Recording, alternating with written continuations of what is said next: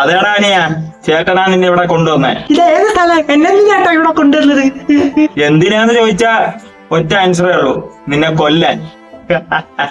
എന്റെ ചേട്ടൻ കൊല്ലാനാ?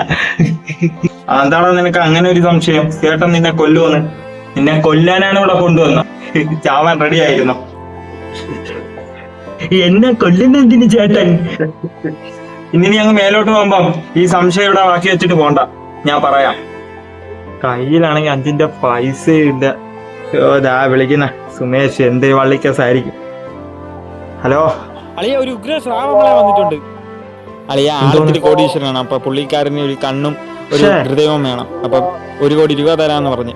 അപ്പം ഞാൻ കണ്ടത് നിന്റെ അനിയനാണ്. പിന്നെ നീ കൊന്നാലും ഒരു കേസും വരത്തില്ല, അവൻ വയ്യാത്തവനായോണ്ട്. എനിക്ക് മനസ്സിലായി നീ പറഞ്ഞു വരുന്നത്. ഞാൻ അവനെ കൊല്ലണമായിരിക്കും, അതല്ലേ?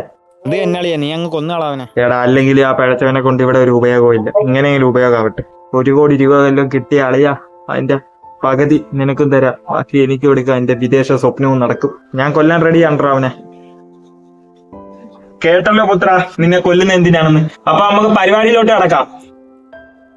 ചേട്ടാ, ഞാൻ ഒരു ആഗ്രഹം പറയട്ടാ. നീ പറയടാ, നിന്റെ ലാസ്റ്റത്തെ ആഗ്രഹം. ഇനി ഞാൻ സാധിച്ചില്ലെന്ന് വേണ്ട, നീ പറ. എന്റെ കണ്ണ് കൊടുക്കുമ്പോ ചേട്ടന് പൈസ കിട്ടൂലേ? ആ പൈസന്ന് ഇത്തിരി പൈസ എന്റെ അച്ഛനോ അമ്മയ്ക്ക് കൊടുക്കണേ.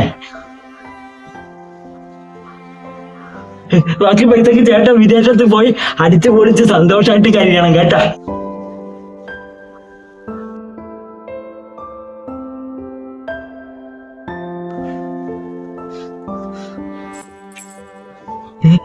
ചേട്ടാ, പിച്ചാത്തി എന്തിന് താഴെ ഇട്ടത്?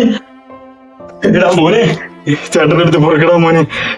ചേട്ടന് ഇത്രയും 1 കോടി രൂപ കിട്ടുമെന്ന് പറഞ്ഞപ്പോ നിന്നെ വേറെ കൊല്ലാന്ന് ഞാൻ ചിന്തിച്ച്. എന്തൊരു മനസ്സിന്റെ, ഞാൻ അങ്ങനെയൊന്നും ചിന്തിക്കാൻ പാടില്ല. അനിയൻകുട്ടനൊരു കുഴപ്പമില്ല.